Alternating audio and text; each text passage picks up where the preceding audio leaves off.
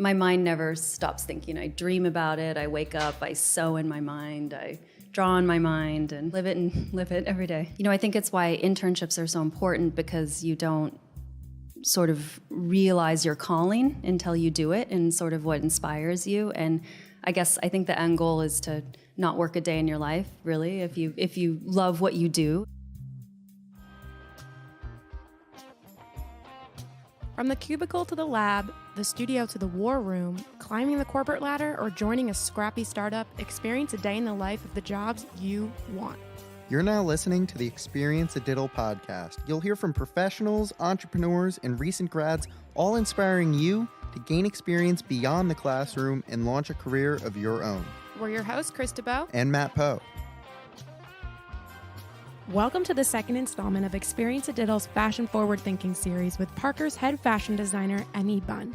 In this A Diddle episode, you'll be transported to the Fashion District of New York City to experience a day in the life of the head fashion designer at Parker, a New York City-founded fashion brand fit for fierce and fearless women. Currently, I'd say I specialize, or I categorize myself as sort of a big picture person.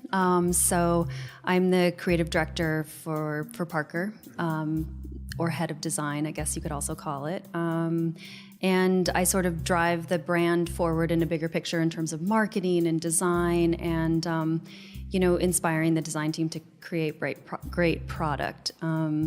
But over my career, that's been different things, all to kind of get to this point, I guess. Let's get the fundamentals of fashion out of the way before we get to the juicy stuff. So there's many specializations within the fashion industry that all work together to create the clothes. Let's see, in terms of specialization, so you can be a pattern maker, which means that you make the patterns, which are like puzzles that put together the clothing, almost like Tetris or something like that. If you're wearing a t-shirt, you have a front, you have a back, and you have two sleeves. That's the most basic pattern. And then if you have a crazy pattern, there's, so that's 3 pieces. If it's an intricate pattern, it might have 45, or say you're wearing a ski jacket, that could be maybe 75 patterns. A print designer, so prints are patterns, and sometimes you might not know you want to be a print designer, but I can see it in people, like within them, and then I try to grow that within them. But you have to love color and balance and proportion. Yeah, so print design, pattern making, tech design, which means that you're measuring the garments and all the little details that go into it, like what the button is, what the buttonhole looks like. An engineering mindset for that? Definitely. So within the fashion industry, there's lots of personalities, and that's one of them. You're the nuts and bolts of what make it work, And then there's production, and they are the super engineers of the whole deal. They're the opposite of design almost, that they are very black and white. Is it going to be shipped on a big boat out of Shanghai? How does the freight get there? What's the duties and the taxes and the, just really, you're producing it. You're producing the whole show. We're growing, but we're about 32 people or so, and each person plays a really integral role in the business. So everyone's just really focused, and there's production, pattern making, design, marketing, and sales. And then e-com, that's a big business that's growing. Every single dress that we design, they have to photograph, and then it posts on the website. Someone has to correct the color. So there's all this behind the scenes stuff when you go on a website and you see a dress and you think it's cute. There's a lot of back end to that. And this ties back again what you can study in school and how it applies to fashion. Great, now you're an expert. Yeah, I'm not a morning person. I think a lot of creative people are probably night people. I'd probably work noon to 9 p.m. if I could. However, I have to be to work at 9. So at 7:15 a.m., I set the alarm every morning, but I wake up and I hit snooze 3 times. I have an automatic coffee maker that's set on a timer. So I drink strong coffee in the morning. And I usually look at fashion shows online, and this is probably almost every morning. I look through them quickly just to sort of like refresh myself and be inspired to sort of start my day on a good note of whatever's inspiring. And then I usually read, instead of the Wall Street Journal or something like that, I read, The Business of Fashion, which is based out of London, and it is a really great resource just in terms of jobs, in terms of the industry, so you really like kind of know what's going on. And then, magazines are going online now, so I usually look at magazines online instead of buying them. So Love magazine is out of London. I like it a lot. I look at that. And then I usually realize I'm late for work, so I skip breakfast, I eat a handful of nuts, and think about getting ready. Emmy lives in Brooklyn, so to get into Manhattan, she has her commute down to a science, making time for her daily dose of inspiration. 7:45. So I'm getting ready for work. It depends on the time of year, but I sort of think what I have to do that day. Am I presenting meetings? Am I meeting with buyers or marketing? I have 2 uniforms. One is jeans, Vans, a white T-shirt of some sort, and a blazer. And the other is 4-inch heels and a vintage dress. So high-low is and then Parker makes great dresses. So in the summertime, I always add those into the mix. Nice. And then do you have like set uniforms just to cut back on the on making decisions, kind of like Steve Jobs does, like how he wore a turtleneck and I love jeans every day? Yeah. It makes it easier.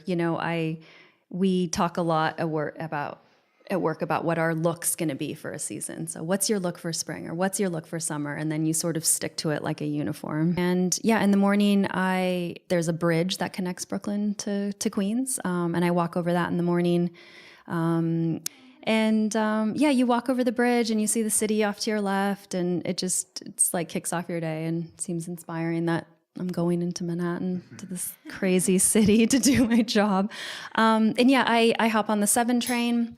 And I start checking emails depending on Wi-Fi underground, and I just do like a speed go through, and then I flag every email that's important. And by the time I get in at 9, I'm ready to go. Everything's flagged and Sweet. And then you told me when we first met that Parker's clothes, you said, are designed with New York City style and spunk in mind. Like when you're walking over the bridge or walking in New York, do you have your eyes peeled for that sort of thing, or are you just trying to get from point A to point B like everybody else? Oh yeah, no, always. I'm taking pictures of the color yellow on the construction zone and the way it pairs with orange, and I can't tell you how many pictures I have in my phone of a girl on the subway, and because this is an urban city and they sort of have a pulse, and I'm looking what they're wearing. Is it short? Is it long? Is it polka dot? Is it floral? Is it orange? Is it purple? Are they wearing flats? And just kind of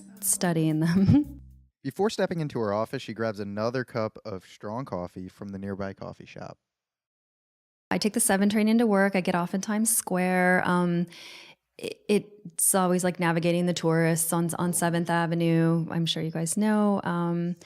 I pick up another coffee on 39th Street at Grumpy's. They know me. I was going to ask, are you on a first name basis? Yeah, they either say small or medium, and then so that's great. Nice. It's super strong. And you usually say everybody the fashion industry is based on 39th and 7th Avenue. So you have, Oscar de la Renta, you have Ralph Lauren, you have Jones New York, you have small companies, big companies, fabric vendors. So you really see everyone in there that it's kind of like a meeting place. And that's something too. 39th Street is changing. I mean, there used to be fabric stores, and now there's fancy places to have cocktails, and which is great after work. But it's the fabric stores are going out of business and moving to Brooklyn, I think, actually. So, any particular reason that you know of for that, or for that change? I think real estate prices are just going up. They can't compete, so they're moving to. It's gross out there. Yeah, these prices. Ruthless. It's very ruthless. But we try to support them. I mean, Parker, when we make all of our samples in New York, so if possible, we try to go to those trim stores and buy their zippers and support the garment district in any way we can. Another example of how businesses can grow together. Oh, love it. Now the design work for the day begins. I come in at 9. I check in with the design team. Hey, how is everybody doing? We talk about sort of like what the goals are for the day that we need to accomplish. What would be an example of like a daily goal or a weekly goal? Like what can you accomplish in a day, I guess? I think by nature, we sort of like kind of all have ADD on the design team. So we tend to like jump. But for example, today it was, we're drawing these huge flowers on a sweatshirt and draw that flower and finalize it and then mail it to China. So your one job today is to draw a flower on a sweatshirt and send it to China. Okay. Nice. So that's one just big thing checked off the list. And then within that, they're checking emails and, there's a million little things that come up, but that's the main thing. How do you manage these projects as far as logistics? Do you have some sort of software that you can keep track of steps? Do you have a system in place that you can do that? Or is it just... I'm a huge fan of Post-its. I would say we're almost sponsored by Post-its. We have like thousands and thousands of Post-its in every color and every size. There's Post-its and colored stickers is really the design side. I think it's because we're color focused. The colors all mean something in terms of the process. And then, when it really gets down to it, we work in Excel. Okay. And we create what we call trackers, which we're tracking when we sent that flower sweatshirt, when we're getting it back, how much it cost, what colors it comes in. Cool. So what's the communication like with your international partners? You mentioned you mail stuff to China. What? Yeah, so we China, India, and Turkey are kind of the two major markets for fashion. Turkey's a little up and down, depending. So China is, when we're leaving work, we say, "Have a great day," and they write back to us, "Good night." So we sort of call them. It's like our international pen pals in a way. That's awesome. Yeah, they're. Depending, in a lot of cases, they've never left the continent of China. Their English is they learned it in school. They've never spoken it to someone before. So that's kind of a first thing in fashion when you're writing emails. You can't write sort of the way you would normally speak. You need to kind of condense it to write to China. The production team's working more with them, or both design and production are constantly emailing? Both design and production, yeah. So design is always 3 months ahead of production in terms of, but there's, maybe some of your viewers are familiar with it, but it's called WeChat. So everything happens via WeChat, and it's basically like texting, international texting.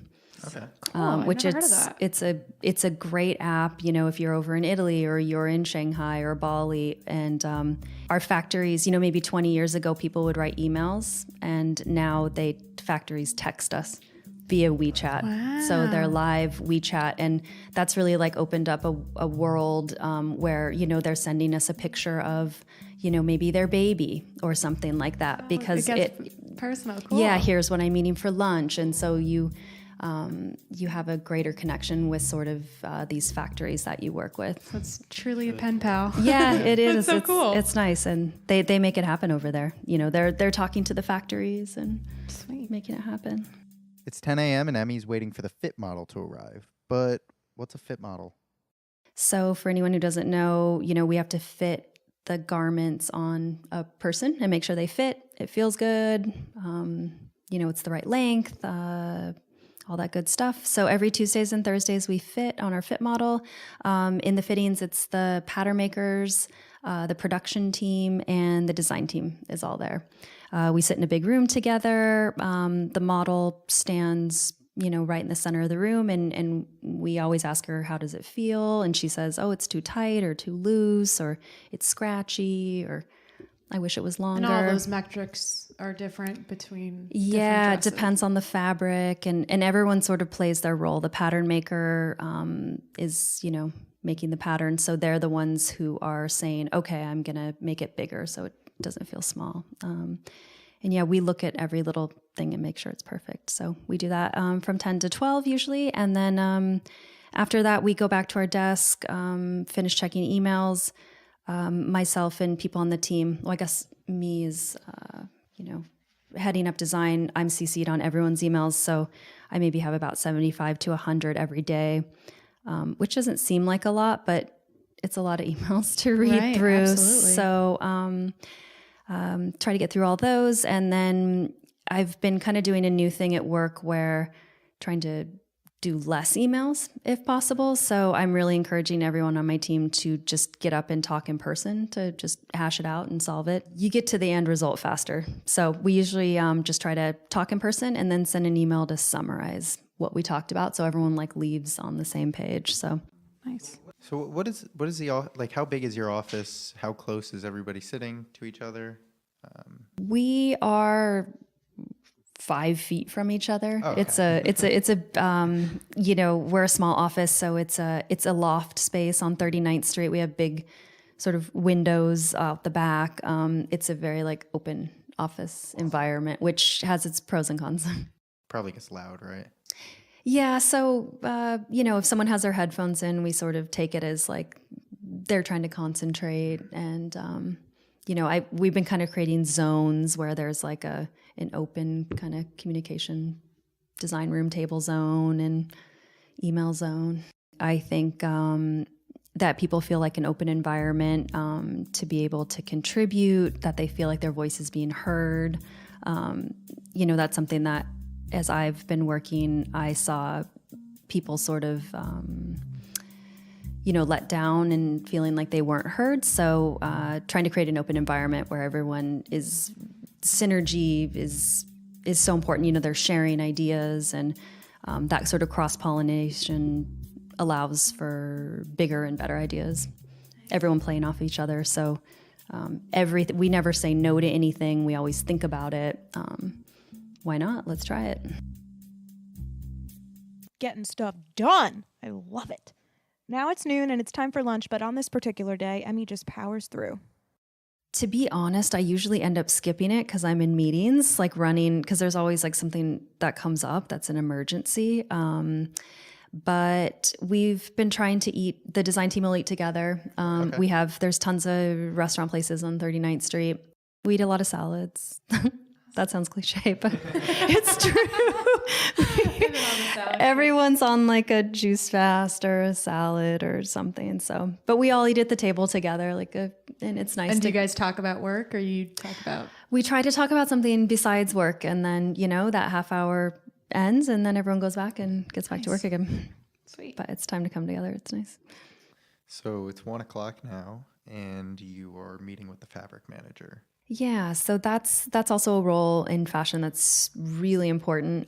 You pick the fabric for the clothes. So we have a great fabric manager who just started, and to be honest, between 1 to 3, it's the fabric manager, it's production, I sort of leave it as an open window for anything that could come up. But yeah, I meet with our fabric manager. There's always something that happened.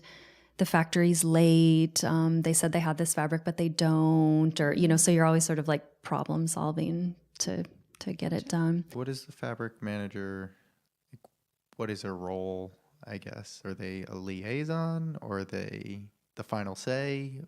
She's a little bit of everything, but she's a liaison. Okay. She's a liaison between design and production. Okay. So I tell her, can you find pink fabric that has tiny flowers on it? So she will go out to all of her mills and find me lots of pink fabric with tiny flowers.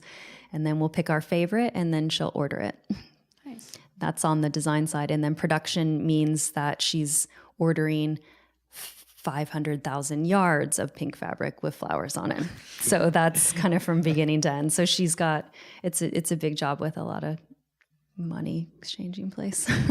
There's only so many fabric designers and stuff like that. Do different brands ever get the same fabric, or is it some sort of exclusivity rights to that, or? Yeah, so we all look at the same kind of base fabrics, but we design our own fabrics. Right. Yeah, so, but it definitely, if you're meeting with a mill, so fabric mills weave the fabrics, and they'll tell you, oh, Calvin Klein is running this, so you shouldn't run it. So you have exclusive. Okay. Yeah. Okay. People honor that for the most part? Yeah, they honor it because, lawsuits have become such a thing, and what's personal ownership. So, knocking someone off is a big deal. Yeah. Yeah. Okay. It's karma. Yeah, it's Karma's also a about thing. karma. So, what do you look for in fabrics usually? Currently, we're looking for fabrics that are easy to care for. I think that people want to wear things and just toss them on. That's the way people are kind of living their life right now. So it's washable. It's washable. It's easy to care for.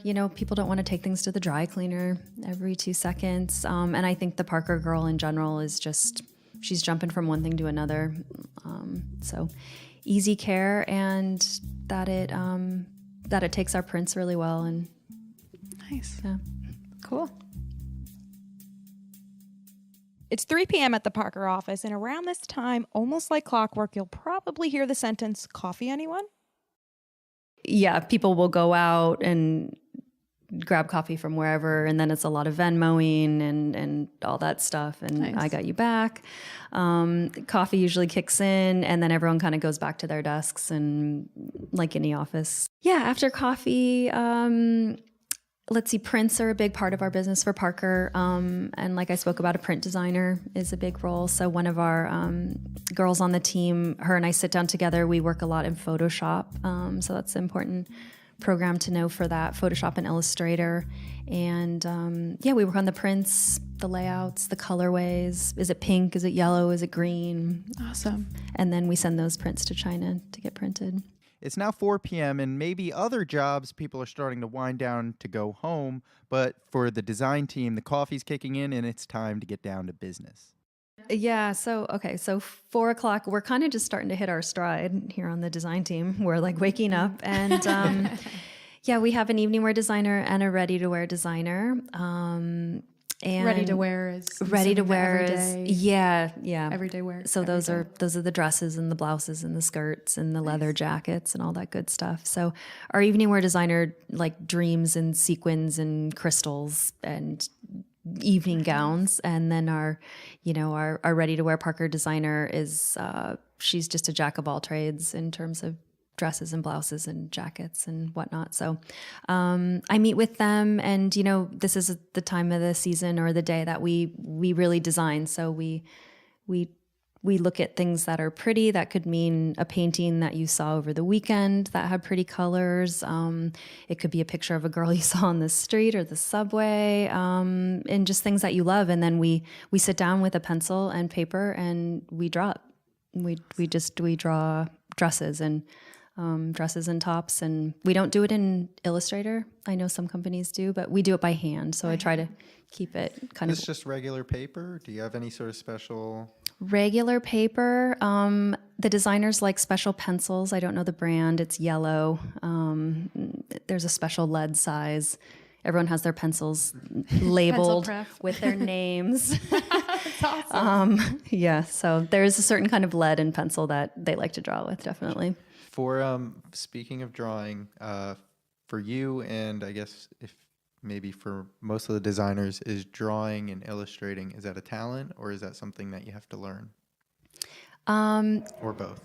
It's a talent. It's a talent that can be nurtured and learned. As a designer, you're kind of like a salesman. So you're selling people designs via your illustrations. So the better you are at drawing and selling your idea, the better off you'll be. Are there rules and techniques that people follow, or is it just all like whatever I'm feeling, whatever I want to draw, I'm going to go for it? There's tricks of the trade when you're drawing. There's definitely little fashion hacks, how to draw a great sweater, how to draw a great blouse, and that's something you learn in school, in fashion illustration class. So there's definitely ways to enhance a design. Yeah. The design team and herself worked through rush hour to beat the New York City chaos that is commuting home. Getting off at 6 is insane in New York City, so I know everybody knows. So, if you leave later, 7:30, it's a win-win. There's less people on the subway and a nicer commute home. And then I meet friends for dinner and drinks. Is that in Brooklyn or Manhattan, or it changes? Both, everything in between. I think it's, with anyone's job, it's crazy, but if you don't take time to meet friends, your job can be even crazier. Yeah, it kind of grounds you and whatnot. And so I meet friends in Manhattan or in Brooklyn, and I don't cook dinner every night, or I don't go to the grocery store and plan my meals. I just fly by the seat of my pants and make it work. Sweet. And then around 11, I try to go to sleep around 11, but if I can't, I'm back up again on the computer looking at Vogue before I go to bed. Nice. And close it out. So it's the same thing that opens my day. Live and breathe fashion. This is true. That's so cool. I love it. And there you have it, an exciting day in the life of a head fashion designer. If you haven't already, be sure to listen to Emmy's Experience episode for more background about how she got to where she is today. Next up, listen to Emmy's Advice episode for a conversation about the advice that she has for you. We'll open her toolbox, share her college advice, financial guidance, and industry insight.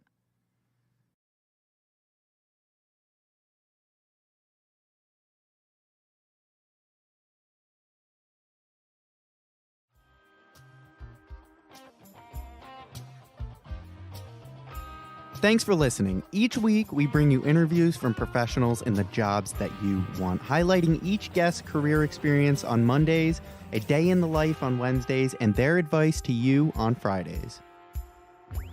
Visit our website, experienceadiddle.com, to find the show notes for this episode with all relevant links and photos. Also, don't forget to follow us on Instagram, LinkedIn, and Facebook at experienceadiddle. That's Experience ADITL. And of course, we're here to help all students make more informed career decisions. Visit our website to read all Adiddle articles from all different jobs and careers interviewed, written, and published for students by students. You can sign up to join the Adiddle Army at experienceadiddle.com/students, and let's grow together. We want to pay for your textbooks. As an ongoing contest, at the end of each semester, we'll randomly pick a winner from our subscribers who wrote us a review and buy all of their textbooks. So hit subscribe and tell us what you think about the show, and remember, you will be great.